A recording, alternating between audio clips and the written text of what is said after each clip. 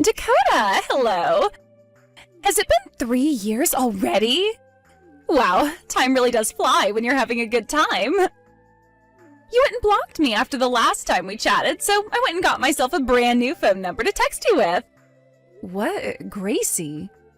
Huh? Why are you reacting to me texting you after such a long time like that? You think you, of all people, have the right to be asking me what my reaction was just then, after everything you did? What are you talking about? I'm talking about how you stole my husband from me and made us get a divorce. Oh, that did happen, didn't it? At the time, you were married to Jeff, right? Well, after I went and stole him from you, things became a little bit distant between him and I, so I threw him aside. So we no longer need to talk about that. From now on, I'd like to start my new relationship with a new man. And you need to do the same thing for yourself here soon, Dakota, right? Honestly, I don't really care what happened between you and Jeff anymore. And right now, the fact that you are texting me again after that event is frickin' vexing. What? Don't you start calling me annoying. Then don't even text me again, please. Goodbye. Wait! I have to tell you about who I'm going out with right now, and that's why I started to text you again. What do you think you're doing, leaving me before I even tell you what I have to say? I don't give a crap about whoever you're with now.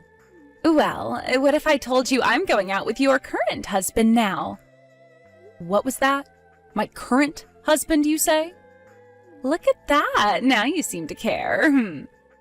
I knew you'd never be able to ignore me after saying that. No. Actually, after saying that, you've only gone and started to annoy me some more. Actually, it's been about 6 months now since I went and stole him from you. Your current husband is way more exciting than your first. He is far superior to that Jeff guy, and the way he acts around me is so gentlemanlike. We're just meant for one another. What? I'm single right now, though. Huh? Like I said, I'm single. No boyfriend, no fiancé, no husband. I'm not even having any fun with men right now. Ever since the divorce with Jeff happened, I haven't dated any men at all. There hasn't been anyone I've come to like that way. For the past 3 years, I've been completely free and have my own will again. Yet now you're back talking about how you're with my husband? Who are you even talking about right now? Oh, I see. I get it now. This is all too heartbreaking for you, isn't it? Just because you're feeling your gut tighten up with anxiety, it doesn't mean you can start to lie to me. Right now, I'm in a hotel with your husband, and we are getting it on. I know for a fact that you're lying, and it was all too easy for me to guess that. Hey, Gracie, I'm not joking around. I've seriously not gotten remarried since then.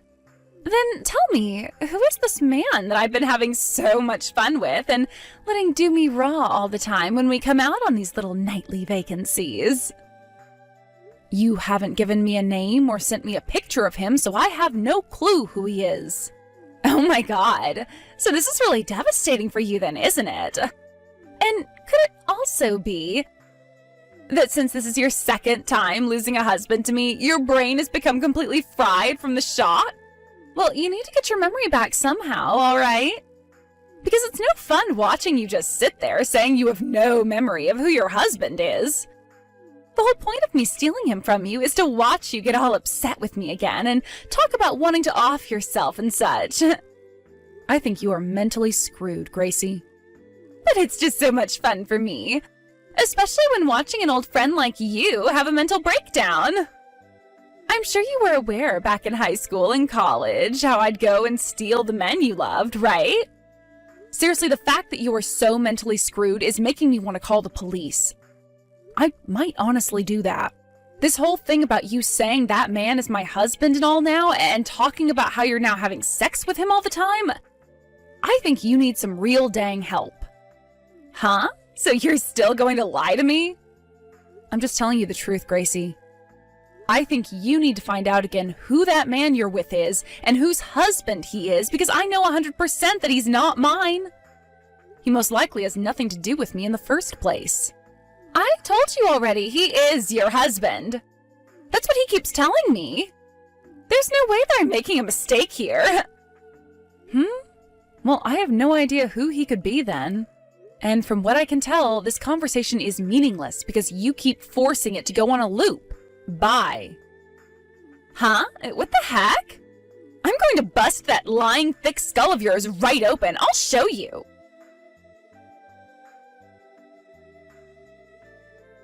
Dakota, this is Jeff. Long time no see. I'm only texting you because I have something I'd like to ask. Is that alright? What? The only reason I haven't already blocked you yet is because you're still working on paying off the settlement I'd asked for 3 years ago. You understand that very clearly, right? I know. Look, I totally agree that I'm not in the position to be texting you like this. But for my own sake, I have something I wanted to check with you about. Well then, make it fast. Thank you. Did you get remarried? No, I totally understand that you don't want someone like me asking you a personal question like that, but this is about Gracie. Gracie? Well, I'm not sure why she was doing this in the first place, and if she meant it as a form of messing around with me, but yesterday she had messaged me. She was going on about how she had stolen her husband from you again, and this new man is far better than me. Well, I kind of understood what was wrong with that woman back when she ran away from me, and well, since then I haven't really had any desire to want to talk with her again. So Gracie is still going on about how she's stolen my supposed husband? What? About 3 months ago or so, she was telling me the exact same thing, about how she had stolen my husband. None of it made any sense at all to me, so I just stopped texting her and left it. Were you able to hear from her at all who the man is that she's with and calling my husband? Yeah. He was working at the same company as me before, and his name is Titus. Though he was never that great of a worker in the company, so I don't ever remember much about him besides his face. I see. I have no memory of a Titus. Oh, so this means you haven't gotten remarried yet? That's right. There is no husband. And how about thoughts about you and I getting back together? Shut the hell up, Jeff. What I thought. Sorry for asking. I won't say anything else. However, thank you for letting me know about this. I happen to have a friend still working at the company you were at before, so when I have some time, I'll ask them to look into this Titus guy for me. Well, if there's anything you need help with, let me know. Of course, after what happened 3 years ago, I'm sure you don't want me around. That's right. But if you hear anything from Gracie, let me know about it. Sounds good.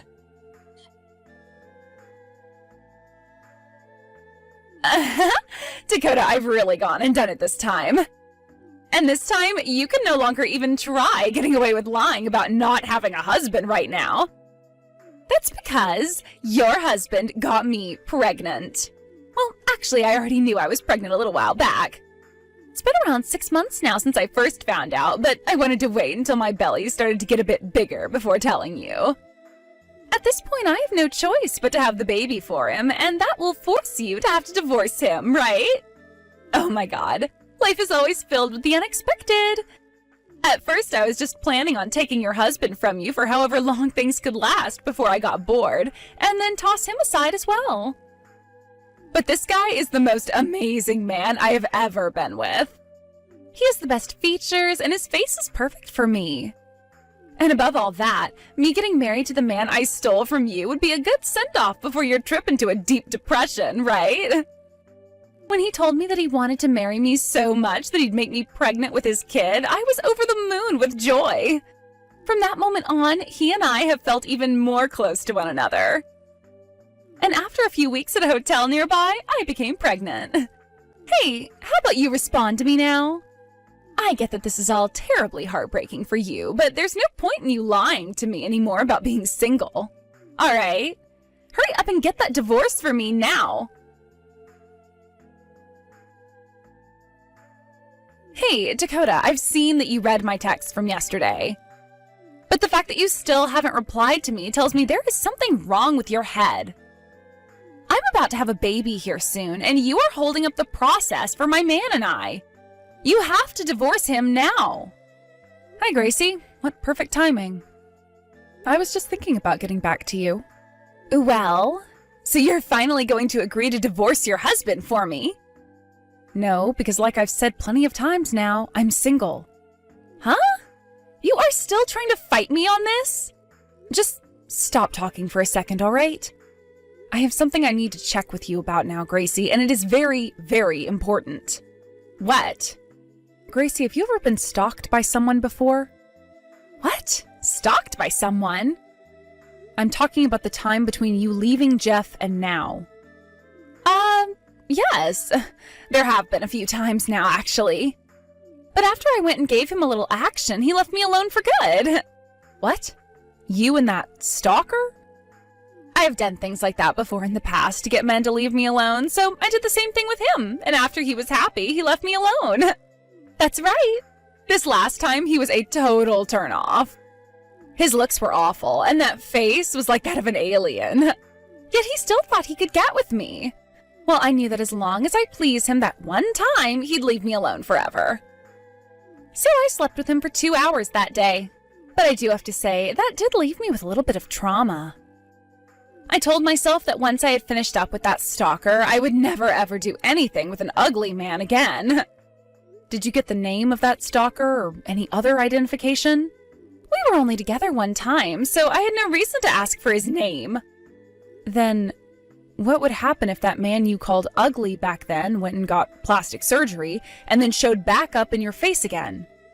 What? Plastic surgery? And what if he told you he wanted to have a serious relationship now? Wanted to marry you and everything? What? I would never bother with him. Naturally, he's ugly, so no matter what he does to change his appearance, I would never want to have a relationship. By the way, why are we talking about this right now? I see. So you still don't get it then, do you? That's why I'm wondering what's going on here. That whole story with that stalker is over now, and I fixed the problem I had. No, you didn't. You might think you fixed that problem. But while you've been completely oblivious to it, that man has been moving along with a very dark plan that he made up. What are you talking about? What dark plan? That stalker of yours that I just mentioned, the one that got plastic surgery and everything? Well, he got you to think that he was married to me, and his name is Titus. Huh? You know how Jeff and Titus used to work together back at Jeff's old company? Well, I happen to have a friend still working at that company, and so they went and talked with Titus about a few things while out drinking. The reason he first started to stalk you was because back in the day you were waiting for Jeff outside the office and Titus saw you and immediately fell in love. What? After that, he learned about how you and Jeff broke up, and that's what turned him into your stalker. And after some time, you went and had that 2-hour pleasure time with him, and that only strengthened his desire for you further. So in order to become the man you dreamed of having, he went online and started searching for all the men you follow on social media, as well as learned about how you had always been stealing my significant others away from me. He changed his face to match the faces of those men you liked so much, and changed his backstory to sound like he had become my next husband. This then led to you falling for him immediately, and he then was able to get you pregnant with his kid. And now, here we are. What? What if I told you that everything you've been a part of with that man has all been part of your stalker's plan? What? In order to go through all that plastic surgery, Titus used up all of his savings. And then in order to take you out to those hotels all the time, he started to borrow money. So he's in debt? And don't forget that he went and changed his whole appearance for you, so everyone at the office talks about what happened to him all the time. He went and got rid of his former self, all in order to force his way into your life. You should be more accepting of his strong desire to be with you over any other woman on this planet. No! No! How could I ever marry an ugly man like that? How could I ever be able to give birth to that ugly man's child? No! This is what you wanted. I didn't know all of that happened, though. Help me, Dakota. Why should I? Because he's your husband! That's right. He is my husband, isn't he? Just like how the sun is the color pink. And how rocks are mammals. Let me come hide at your place. I'm coming to your house right now. If you're talking about my parents' house, that place is no longer standing. It was demolished years ago, and there's a new house there. Huh? It's not there anymore? My older brother and his wife took that land and built their new house on it, so I moved out of town and am living somewhere completely different. So don't even bother with me, Gracie. What? And if you'd like to know, your parents' house is also gone now. Huh? Because of what you did 3 years ago, your parents both disowned you, right? They couldn't risk you trying to come back to them after that, and so they both decided to sell their house and move away from here for good. I'm not sure where they moved to, though. I'm sure you could go out and try looking for them, but that would be a hard thing to do when you're going to have a baby soon and a husband. No way! Then, what am I supposed to do? There's only one thing left you can do. What is that? Marry Titus and become his childbearing wife, right? What? Your last name would be Dingerfell, right? Gracie Dingerfell. That sounds pretty great to me. No! Help me, Dakota! There's nothing I can do for you. Nothing I'd want to do for you, to be honest. No! Goodbye forever, Gracie. I know that I told her I couldn't do anything for her, but I had actually gotten Gracie's mother's phone number a while back. And she had just texted me asking how Gracie was doing since we started talking again, and I told her daughter was just fine. In the end, Gracie got married to Titus, although they didn't have a wedding for their marriage or anything like that, because Titus didn't have any money left and Gracie was going into labor. And so right after their visit to the courthouse to get married, she gave birth to their baby.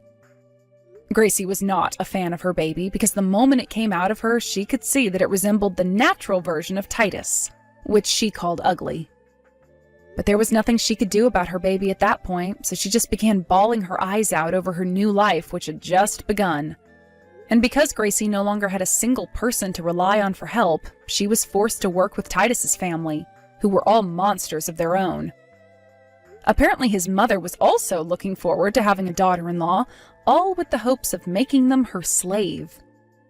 And so, after having her baby, Gracie was subjected to a lot of terrible moments with her mother-in-law, which started with her having to move in with Titus's parents because, once again, they didn't have any money to go anywhere otherwise.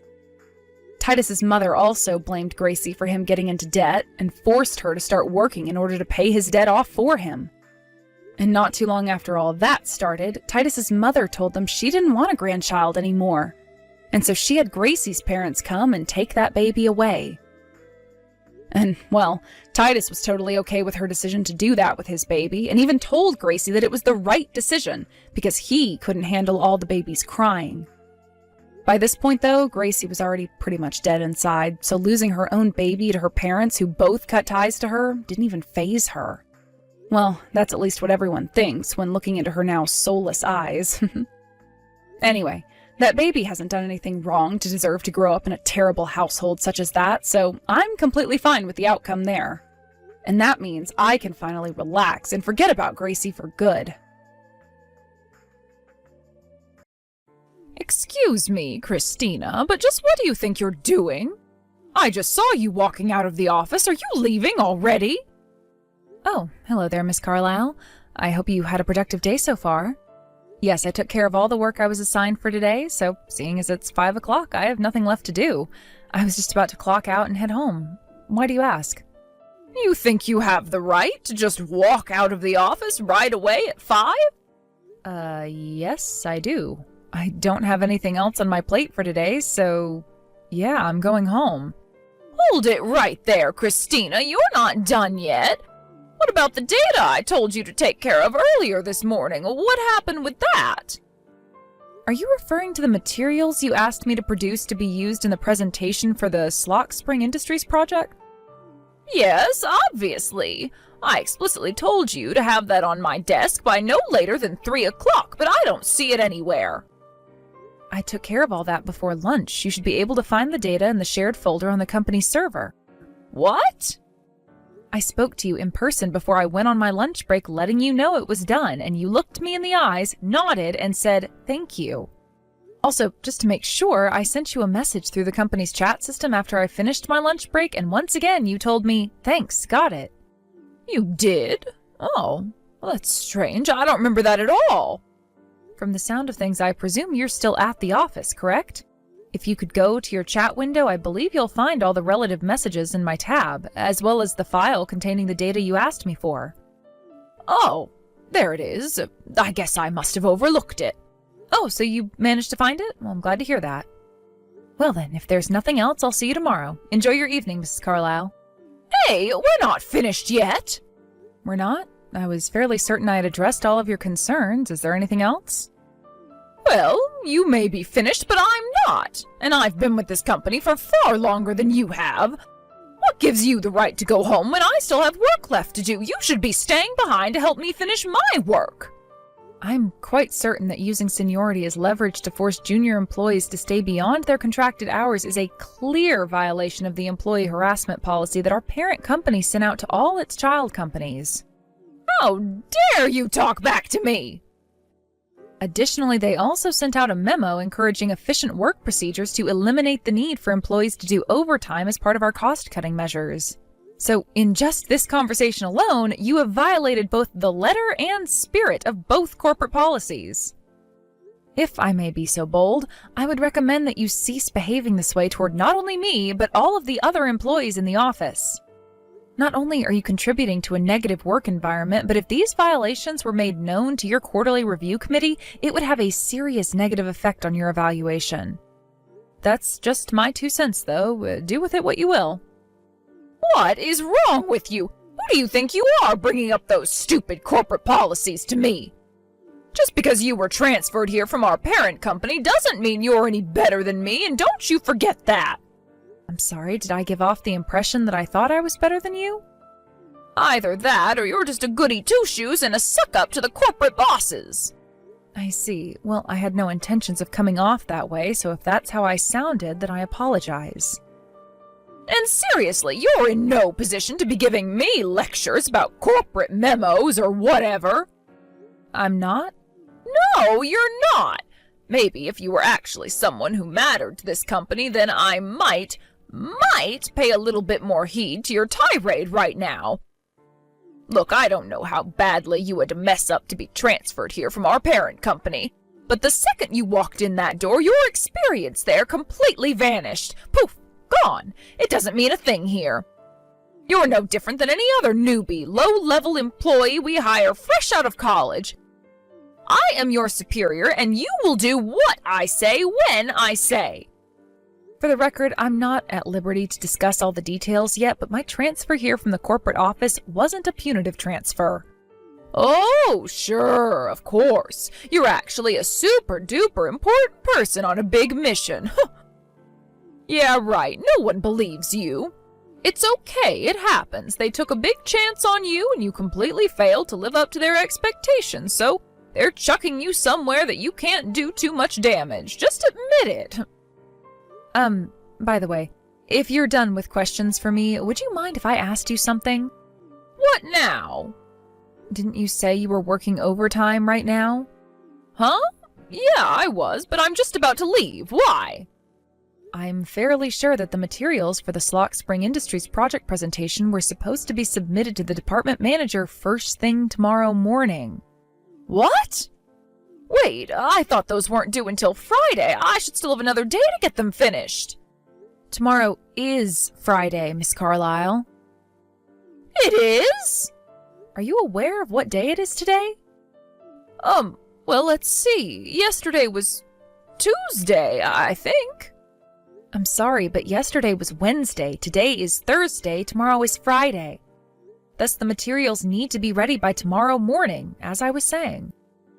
Oh no, oh this is terrible, what am I going to do? Well, whatever it is you're going to do, I believe engaging in such a long text conversation about irrelevant matters is a less than efficient use of your time. You little! Why didn't you tell me it was Thursday? That's what calendars are for. There's nothing in my contract that states I have any responsibility to inform you of what day it is. Christina, where are you right now? Good afternoon, Miss Carlisle. I hope you had a pleasant morning. I was just in the middle of eating lunch in the employee cafeteria. Why do you ask? You're doing what? And where? What makes you think you have the right to use the employee cafeteria?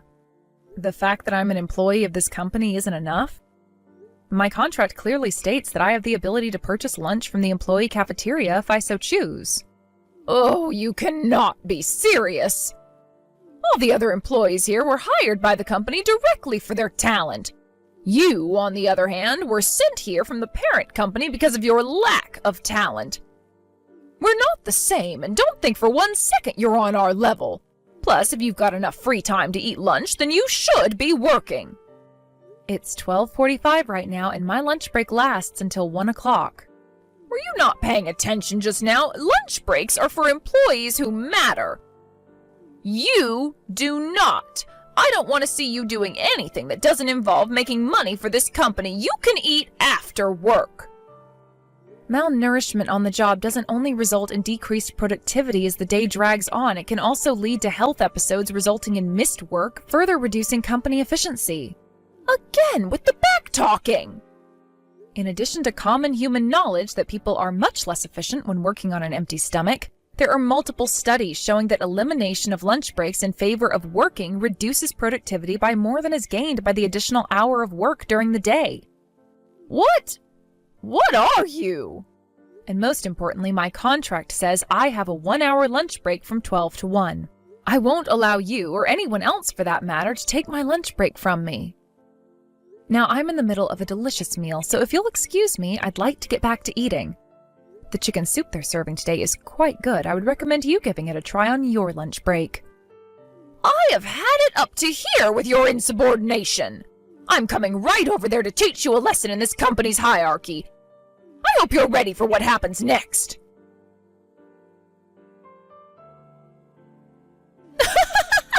Well, Christina, how does it feel? Have you managed to wash all that egg out of your hair yet? Hello, Miss Carlyle. I hope your afternoon is going better than mine is. Since I have you, can I ask you to explain your actions just now? Oh my God, you still don't get it? I can't think of anything I've done to you to merit having a raw egg thrown at me. I guess you really don't get it then. I bet you still don't understand that you're here because you're a useless flunky either. Is this what got you transferred? Your complete failure to respect your superiors? I still don't understand what is so inappropriate about taking a break during my break time. I am a company employee, so I have every right to use the employee cafeteria. I just told you! You barely even count as an employee of this company. You were sent here because you failed. You don't get to eat in the employee cafeteria, and you don't get breaks. Get back to work. I told you before, my transfer here wasn't punitive. And I told you before, no one believes that story. Now stop wasting the company's time and money and get back to work. I was in the middle of my lunch break. It was my time. You want to eat? Fine. You can wring the raw egg out of your hair into a bowl and drink that. I took the afternoon off, so I'm going home. What? I'm going to have to take a shower to clean up all this egg from my hair, and I'll need to put my clothes in the laundry before they smell like rotten eggs. I obviously can't work like this, so the manager told me I was free to leave. What about the presentation materials for the Edisburgh project that I told you to make today? From what I understand, making those materials was originally your responsibility. I don't see why you can't simply do your own work for yourself. But if I can't get you to do them for me, there's no way I'll be able to finish them in time.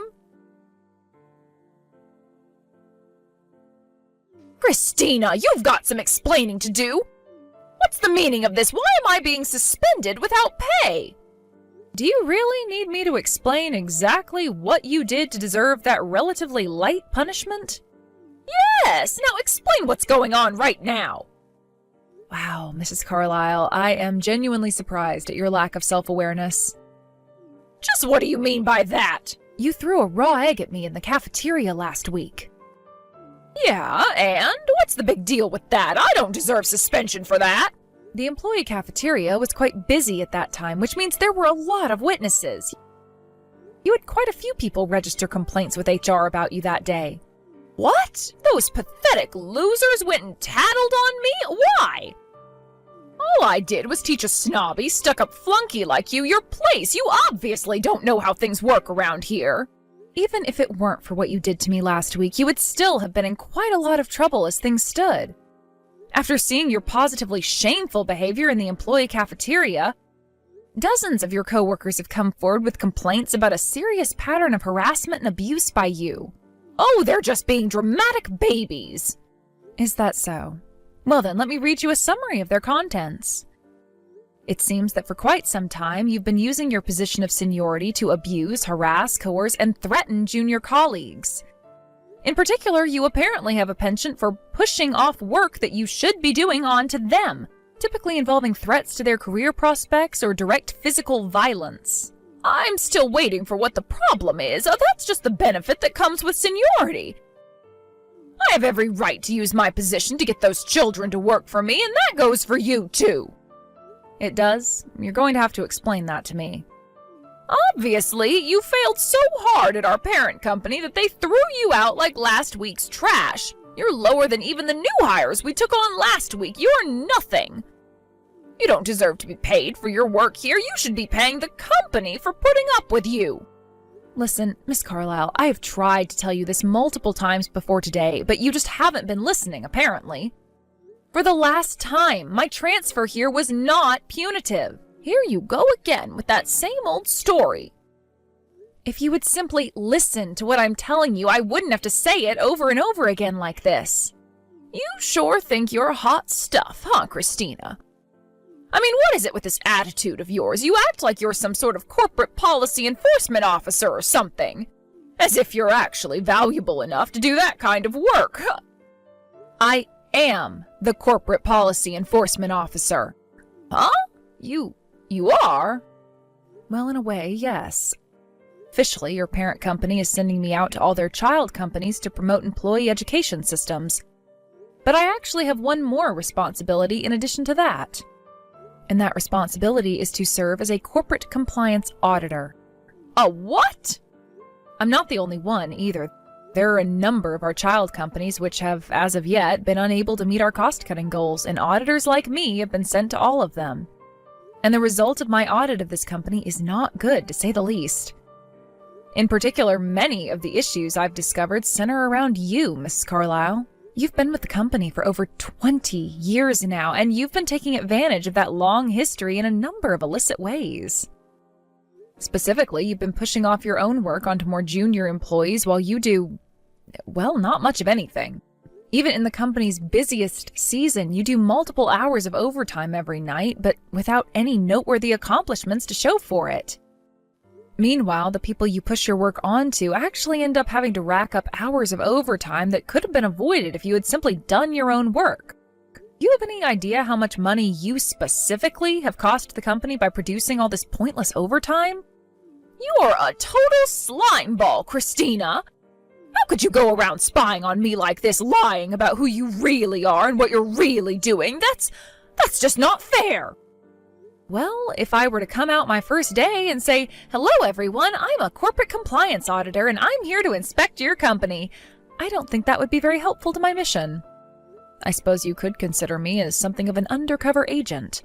Undercover operations are often the only way to uncover wrongdoing, so I don't feel as though I've done anything unfair. But, I mean... If you'll excuse me, I still have an enormous amount of work to get back to. Hey! If you have any further questions about your punishment, you may direct them to your immediate superior at your company. Hold on just one moment, Christina. If you're really with corporate, then you can do something about this, right? You can use your position to stop me from getting suspended, can't you? I'm afraid I can't. Oh, please, Christina, you've got to help me. I'll do anything.